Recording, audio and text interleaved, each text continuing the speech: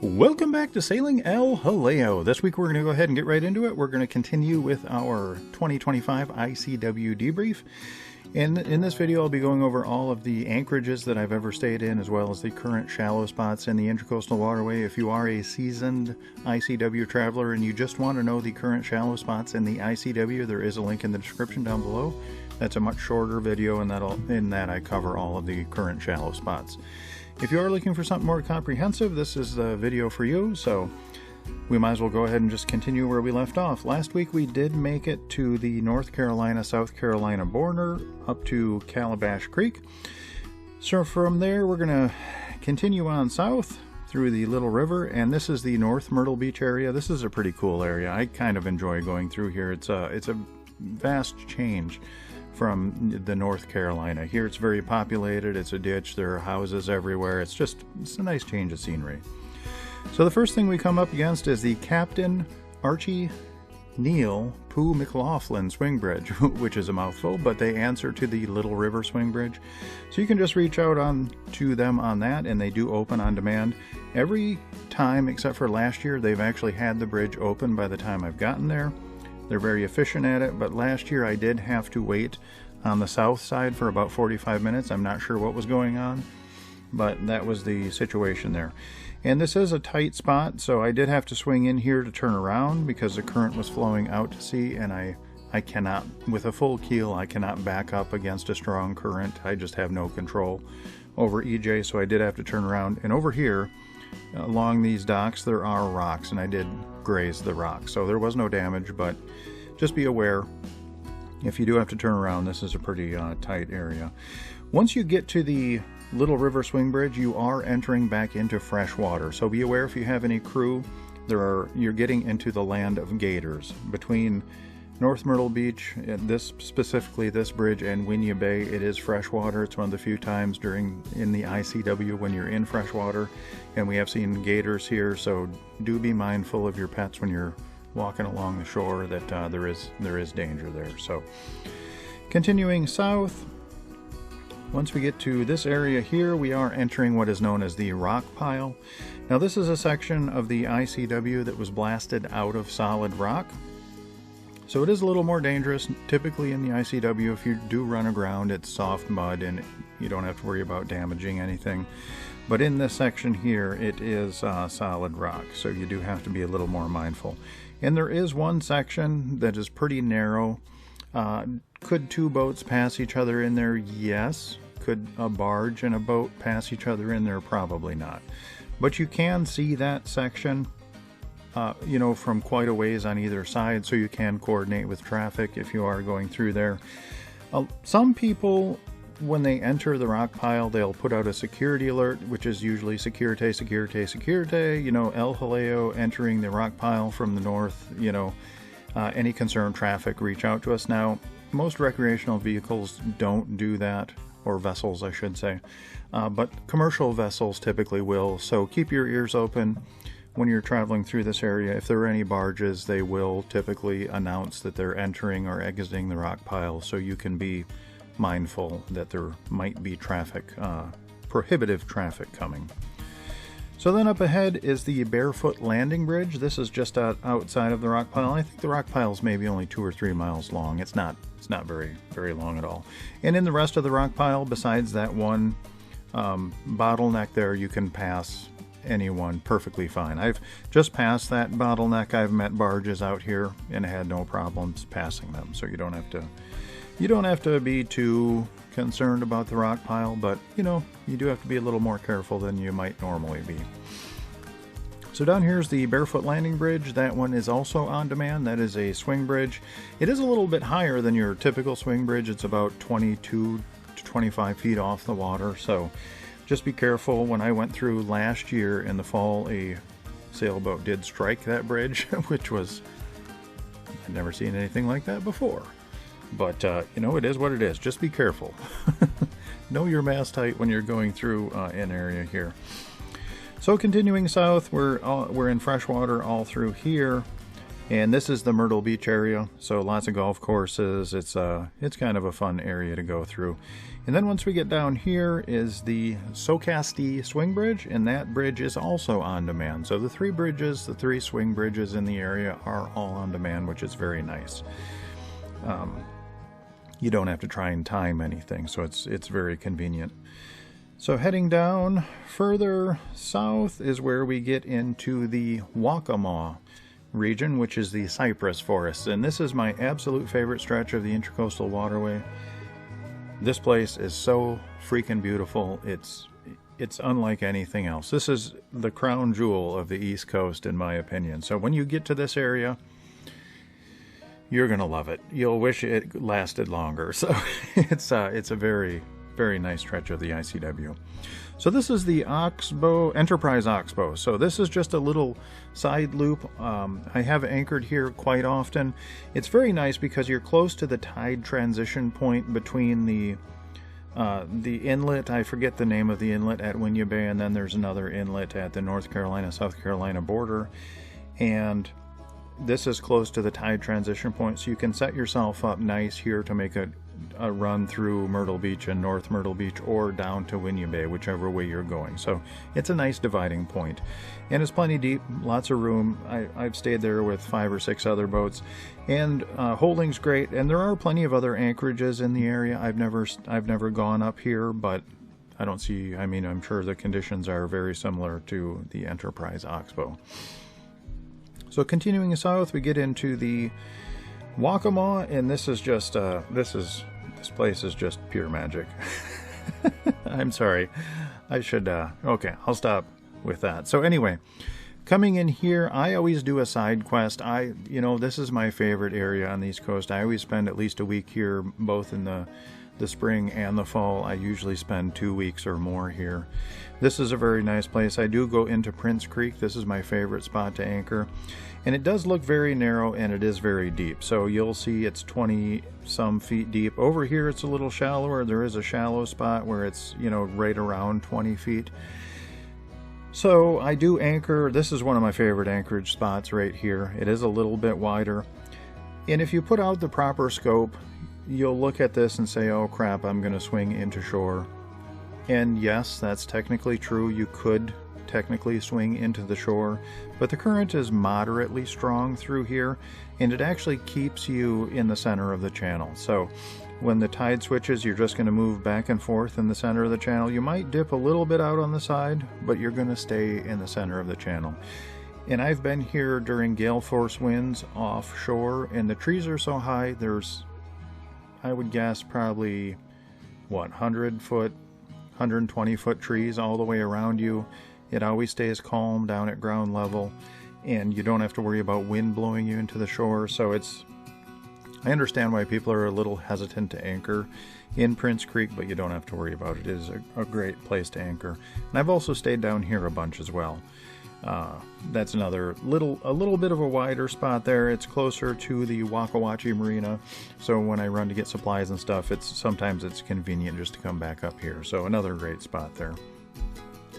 So yeah, and that's just a side quest. The ICW does run on the other side here, but you can make it all the way through Prince Creek, no problem. It's plenty deep. So continuing south, here is the Wackawatchee Marina, and they have now inherited the cheapest fuel prices in the ICW. Now that Atlantic Yacht Basin was sold to a new owner and they jacked up their prices, Wackawatchee always had the second fairest fuel prices, and now they've got the best, as far as I've come across. So, obviously I haven't stopped at every marina, but there they don't rake you over the coals. It's very close to what you would pay for road diesel, which is, fuel, maritime fuel should be cheaper than road diesel.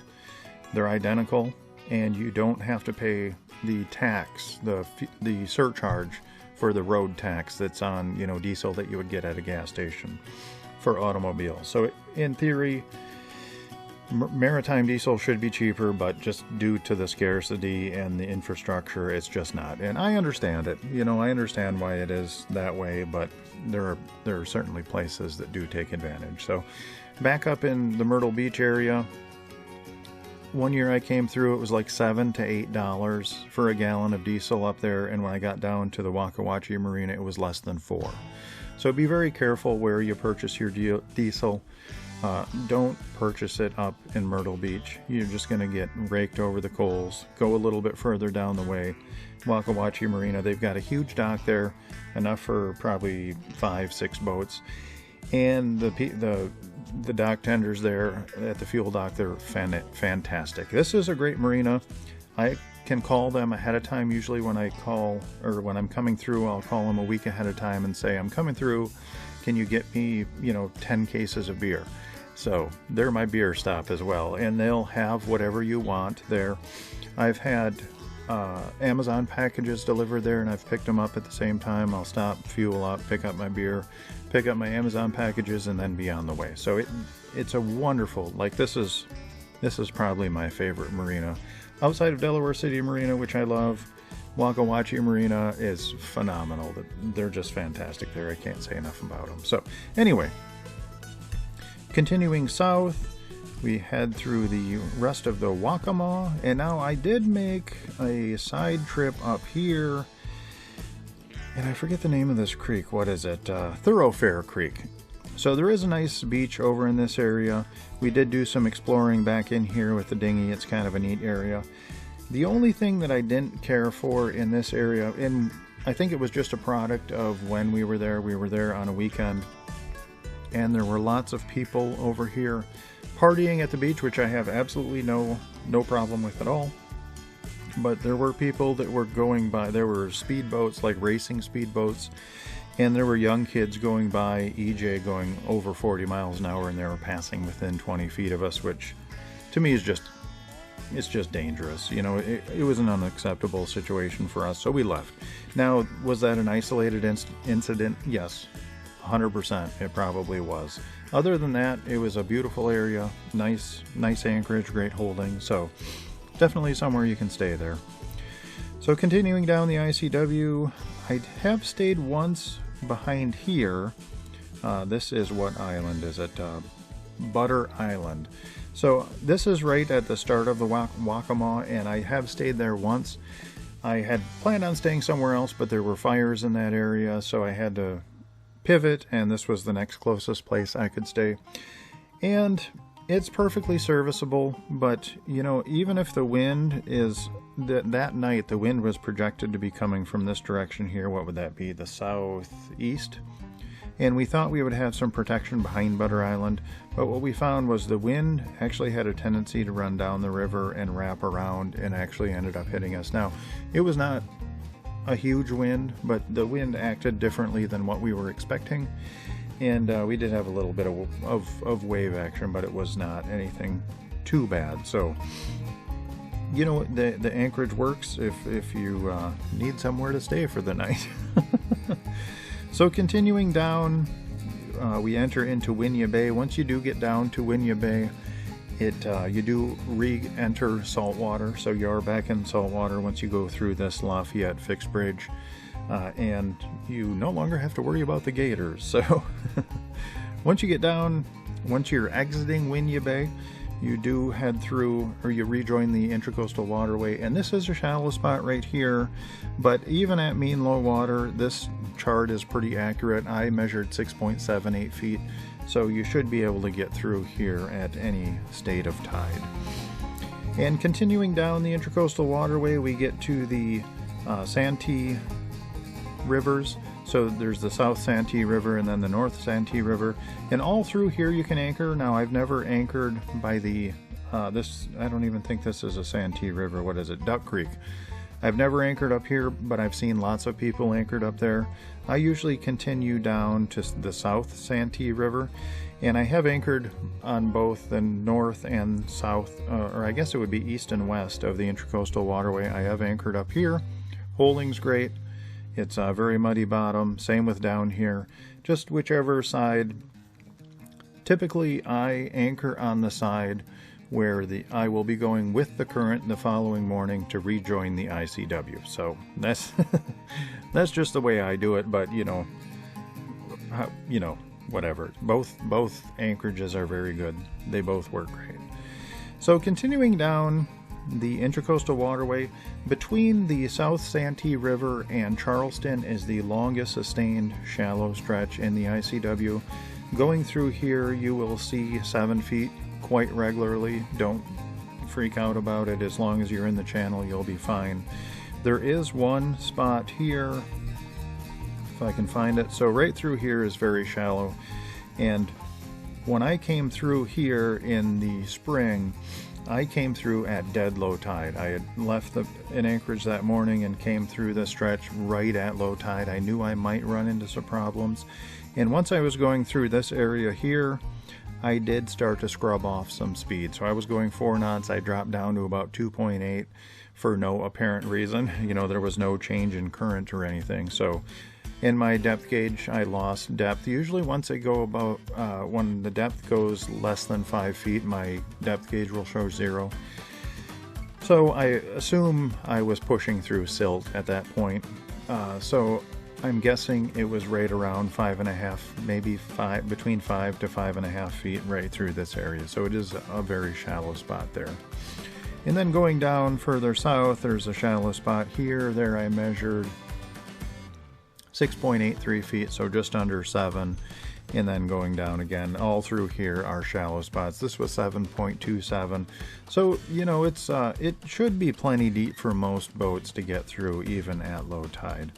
And then coming out of an Anchorage here, I did come a little higher up in here, but the depth there was 7 feet, so again another shallow area.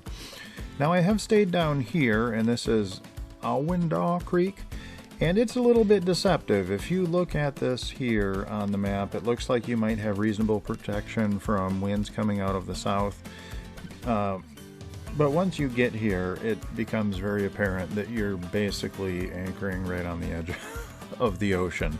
All of this I don't even know what color it is. I'm colorblind. Is that orange? All of this orange spot, all of this in here, this is all water. So you really don't have much protection. You know, most of the winds can come in here. I was lucky enough, I got a spot up in here. There were boats that were anchored out in here, and it was getting a little rough. The night I was there, the wind was blowing out of the south.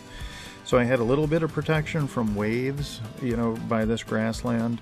But yeah, that's a very exposed anchorage. I don't think I would stay there again unless I absolutely had to, just because it's so exposed, you know, to the ocean. So continuing down the ICW, we go ahead and we head down until we get closer to Charleston. So down here is a shallow spot, and this was 6.26 feet coming through here, so another shallow spot just north of Charleston. And then over here is DeWeese Creek. Now I usually anchor in DeWeese Creek over here. I've stayed in a couple different spots. I've stayed here, and then I've stayed up over here, and that just is a function of which way the wind's going to be blowing, how I get the best, you know, break from the waves. And in here it's all grassland, it's all cord grass, so you're going to get wind no matter where you are. It's just there's not going to be any waves, you know, if you can anchor out of the wind. But there are tons and tons of places to anchor in through here. You can anchor pretty much anywhere. And I've never had any issues. The holding is always good there. But if you're heading out of if you're heading out of DeWeese Creek and you're going north, there is a shallow spot here, and I've heard people on the radio that have grounded here, and this was 5.67 feet, so a very, very shallow spot there at low tide.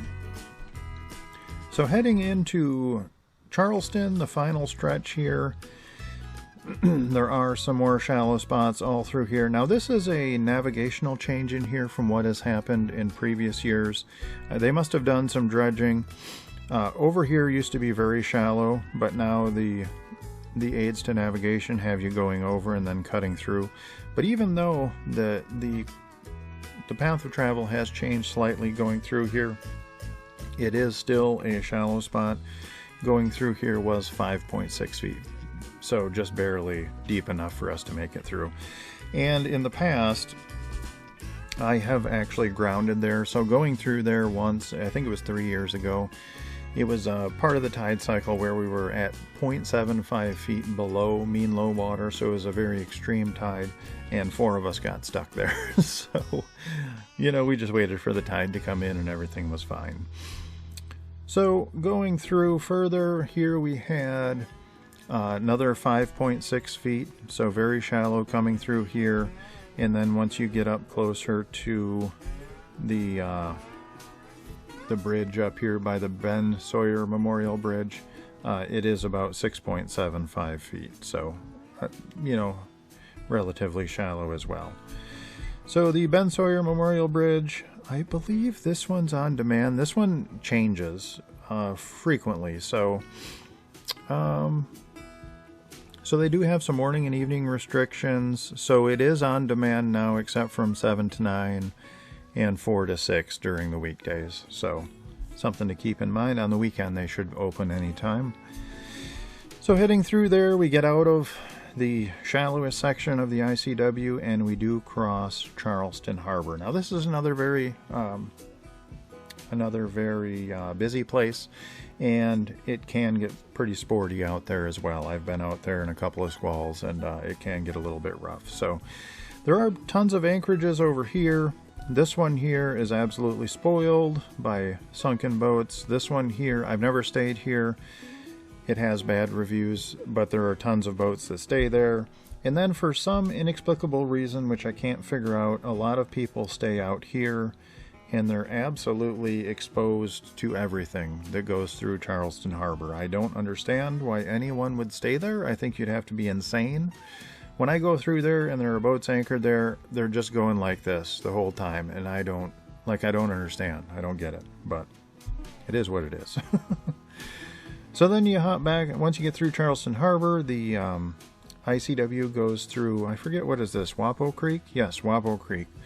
So the ICW goes through Wapo Creek, and there is another swing bridge here. I believe this opens on the top and bottom of the hour.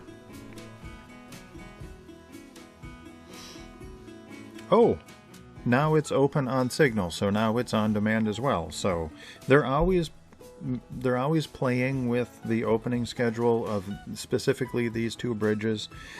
So it is a good idea to call both of them the night before you'll be going through. I always do. I call both bridges the night, if I'm anchored in Deweese Creek or if I'm anchored in Stono River on the other side. I will call both of them before I come through, just to find out what the current opening schedule is. So continuing through Wapo Creek, we enter the Elliott Cut, and this is the one of, it's not the strongest, it's the second strongest current that I've ever come across in the Intracoastal Waterway. It is fierce. So one time, this is maybe about 3/4 of a mile through here, and I came through one morning. I wanted to get on the road. I was going against the current, and our normal cruising speed is around 3.8 knots, and I came through, I was going 0.5 to 0.6 knots, so it is a very stout current going through there.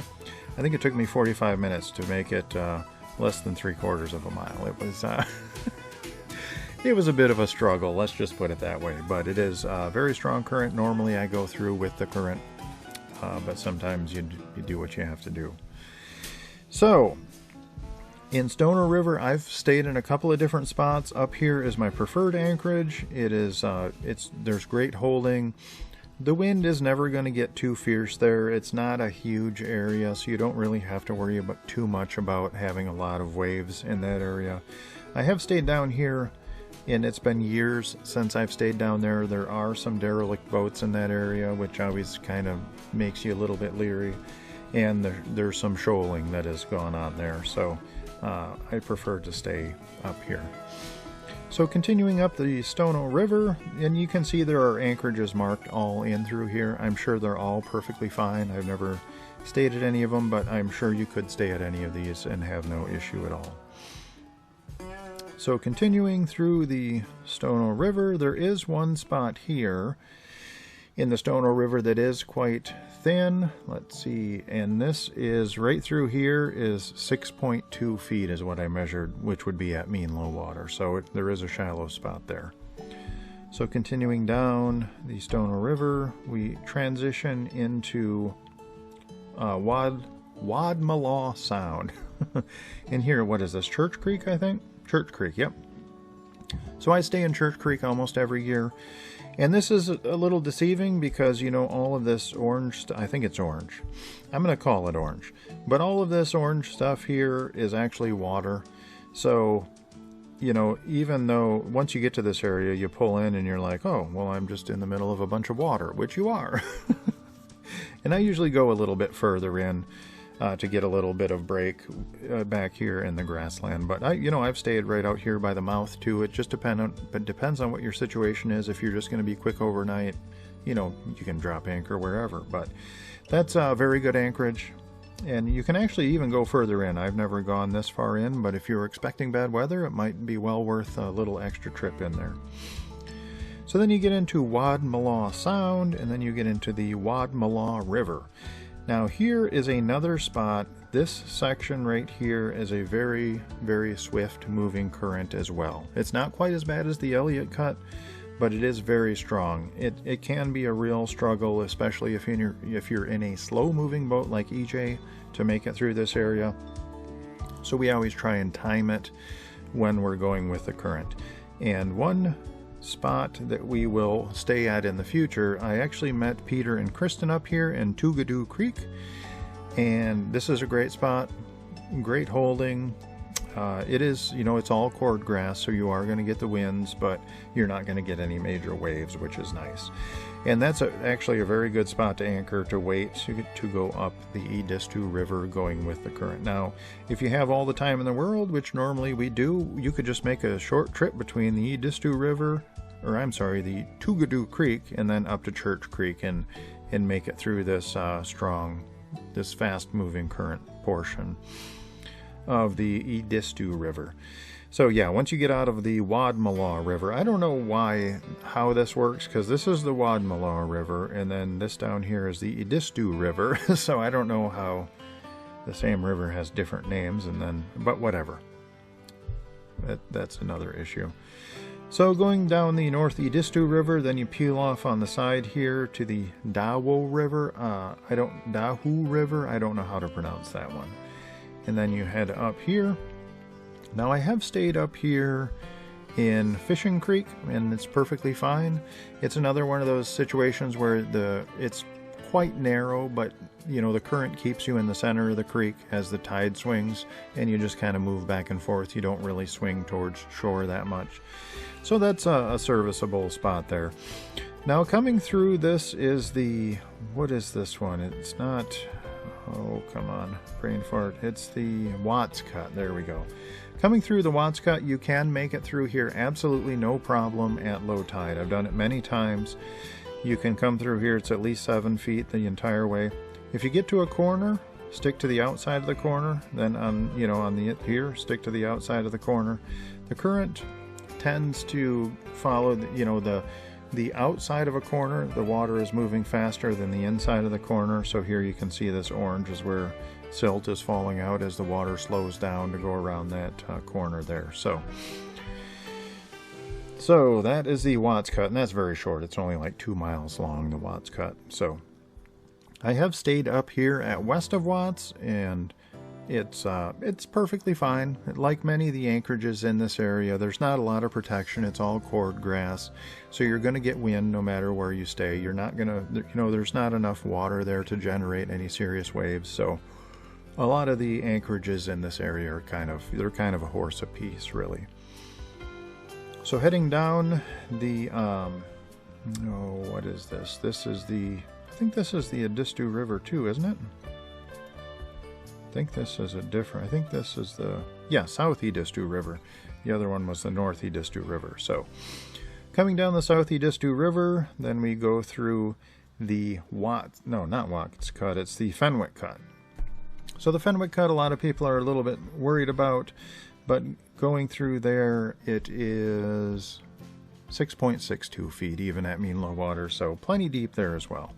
One place I do like to stay is right over here. There are a lot of trees here, and a lot of time in this area the wind is blowing out of the north, and this offers very, very good protection here. On this side down here is all cord grass, but up here there are very tall trees, so this is a nice area to get out of any north winds. The only downside is it is right next to the ICW, so you can catch some wake from fellow vessels, but it's a very nice place to stay. Continuing through here, this whole area is the Ashapoo-Coosaw Cutoff Complex. There's the currents in this area don't flow the way you think they might. If we look at these areas, we can if we look at these arrows, you can see which way the current is flowing, and the current is actually flowing this way through that cut, and then inexplicably the current is flowing that way through that cut. So doesn't make a whole lot of sense.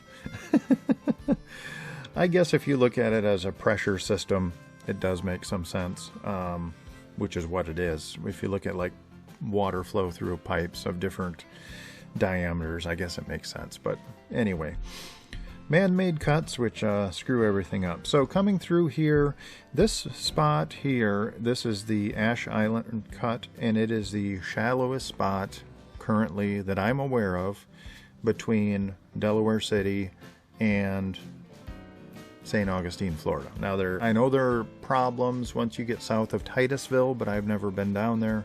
It's just way too busy for me and the crew, so we always stick to the north of Florida. But anyway, the Ash Island cut, they did dredge this, I believe it was 3 years ago, and it was great. It was 12 feet deep all the way through.